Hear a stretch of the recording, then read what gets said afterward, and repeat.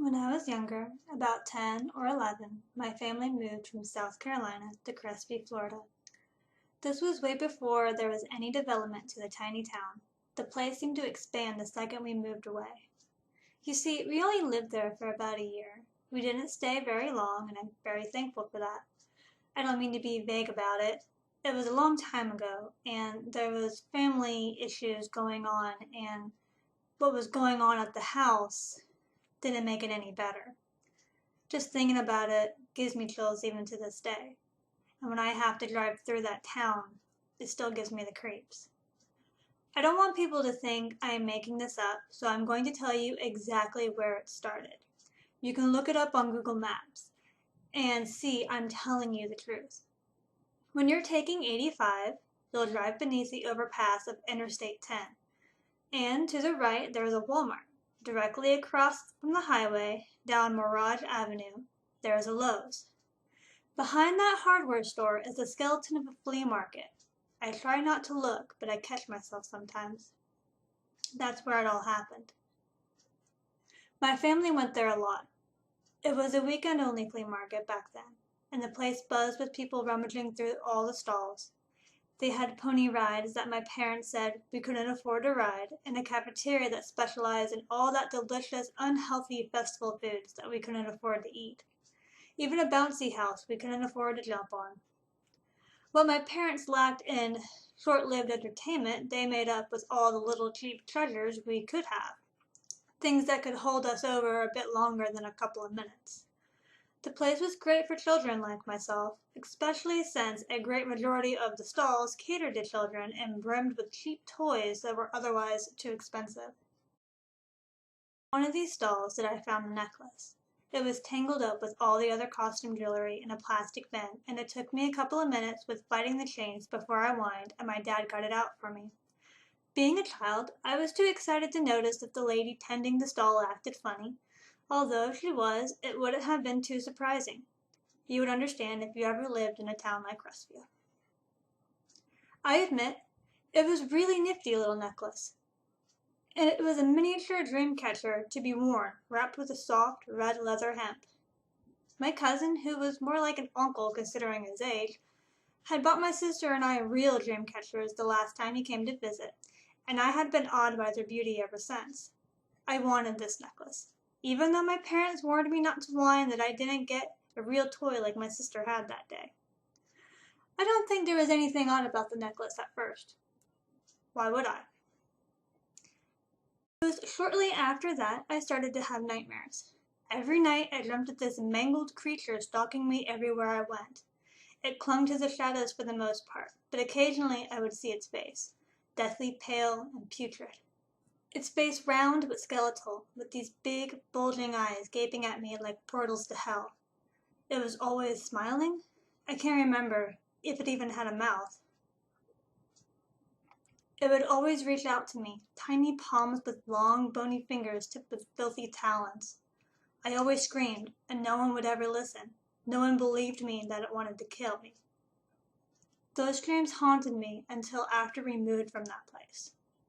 Strange things also started happening around the house. At first, these things only happened to me, then my sister started to notice them.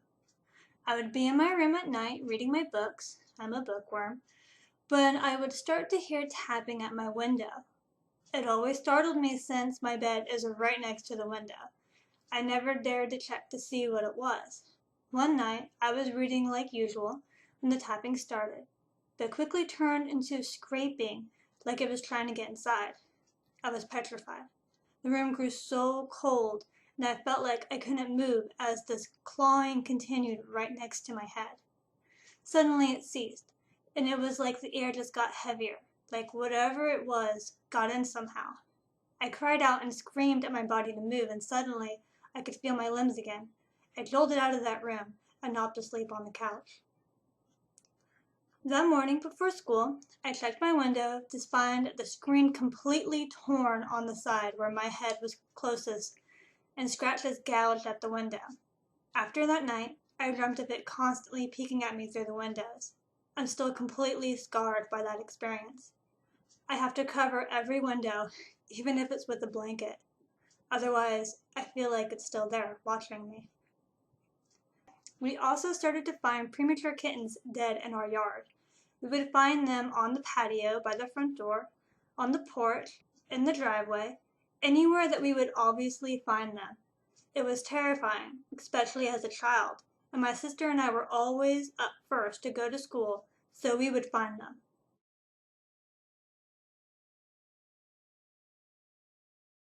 Bags, or just picking them up with a shovel and tossing them into the huge pile of junk and foliage the last tenants had made in the corner of the property. It was repulsive, and we couldn't figure out why it was just happening to us.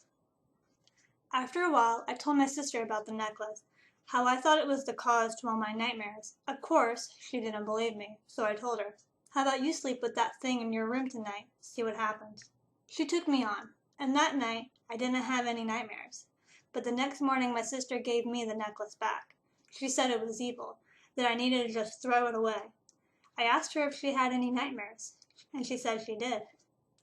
But when I pressed her to tell me what it was, she wouldn't tell me. She still doesn't talk about it. I don't know why I didn't, but I didn't throw that stupid necklace away. I threw it in a box of junk and stored it in my closet, hoping that that would be good enough of a shield to stop what was going on. I was a child. I didn't know any better. The dream stopped for a little bit, but the things happening around the house didn't. I started to sleepwalk. I would go to bed in my room and wake up on the couch. The nights I didn't sleepwalk, I would wake up with the closet door wide open. There was more scratching and banging, but I could hear them all over the house now. My sister and I would be watching TV in the morning. We were into Pokemon and got up really early to watch the shows as we got ready for school. And out of nowhere, there would be this banging at the door. It sounded like someone was just pounding on it, trying to beat it down.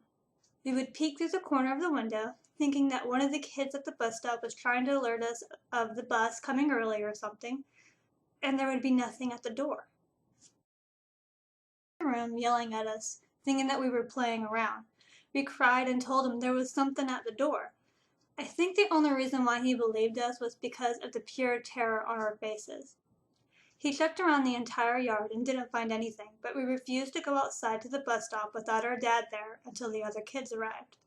There was a time when my sister asked if I had gotten rid of the necklace. I was surprised she even mentioned the thing after such an extended period of time without even acknowledging that it existed. I told her I still had it, but it was lost somewhere in the closet, and she immediately got upset. She said last night she had another nightmare. It was so bad that she was too scared to continue sleeping in her own room and had to convince our parents to sleep with them. At some point in the night, she woke up again with the sound of tapping at the window. She's obviously much braver than I am, because she had the audacity to look through the curtains. She said that she saw something out there, scurrying about in the high grass of the backyard. It was too dark to make out anything of the figure aside from a black mass, much darker than the rest of the darkness around it.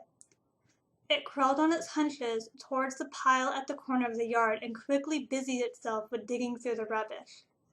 She said she got the sickest feeling that it was looking for the kittens, some still in the most recent stages of decomposing. It dug until it found something, lashing at it with its slender talons, and swiftly brought whatever it was to its mouth. It was eating. The next thing she knew, the thing was rushing at the window, and she quickly closed the curtains. She said she didn't know how she fell back to sleep with that insistent tapping. She asked me if she was dreaming. I didn't know what to tell her. When my parents told us we were moving, I was so relieved. Not even the fact that I would be losing all the friends I made in that neighborhood could dull the joy I felt. I hated that house and whatever was there with it. During packing, I found that necklace, but it wasn't where I thought I put it. It was tacked up behind this old dresser in my closet. I can't even begin to tell you how that was even possible. I couldn't even get that dresser to budge without help, and I know my sister couldn't have done it either. I know I put that necklace in the box. It shouldn't have been there, on the wall like that. When I saw it, I felt so sick to my stomach.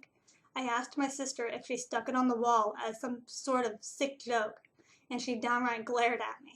She snatched it off the wall like I was pulling a fast one on her and chucked it in the trash. She ignored me for the rest of the day. I'm pretty sure you're wondering, why are you talking about this after so many years? Well, the thing is, it just went real quiet after my sister threw that necklace away, and it clicked in my head that that thing was connected to the necklace somehow. I could finally breathe again. Despite being worried that something was about to happen, I spent the last week in that house with a freedom I didn't realize that I had lost. I was able to finally feel sad that I was moving, that I was leaving all my friends behind. That thing stole a year's worth of childhood happiness from me, and no one even knew about it but my sister, who was witnessing everything secondhand. But the reason why I decided to finally write down my experience is because something happened the other day, and since then I haven't been able to shake the feeling that something is watching me. I had just gotten off work, and it was getting dark. It was around 8 o'clock. I went to check the mail because, God forbid, my roommate does anything useful, and there was something else besides bills in the mailbox. It was a necklace, a miniature dream catcher wrapped in a soft, bloody leather hemp.